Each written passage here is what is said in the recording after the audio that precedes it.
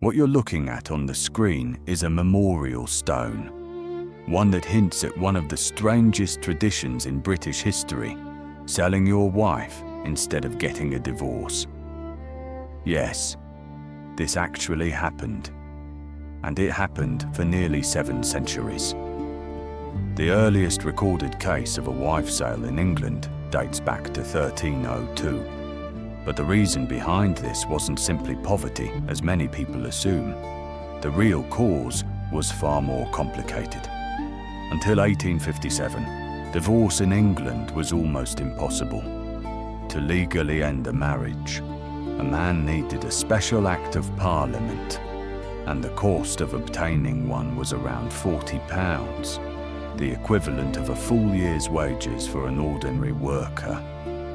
For most people, divorce was simply unreachable, so the population created its own solution, a bizarre, socially accepted shortcut: wife selling. Here's how it worked.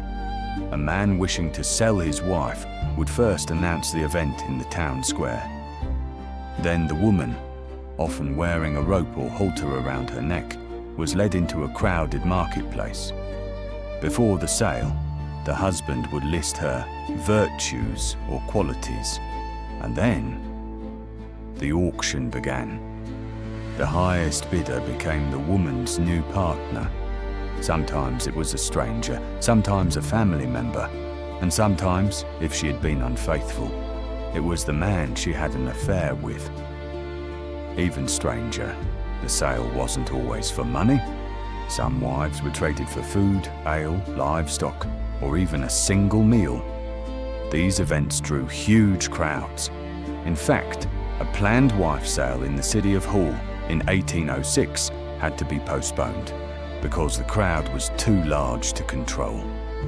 And here's the shocking part. For a long time, the authorities tolerated this tradition.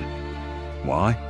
Because formal divorces created broken homes, and the children were often sent to state-run poorhouses, costing the government money.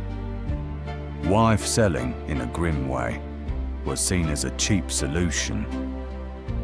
Though the memorial stone claims the last wife sale happened in 1844, the practice continued quietly in rural areas until 1913, when a woman finally reported her husband for trying to sell her. That legal case put an official end to the custom. Looking back, we can't help but ask, how many things once accepted as normal now seem unbelievable?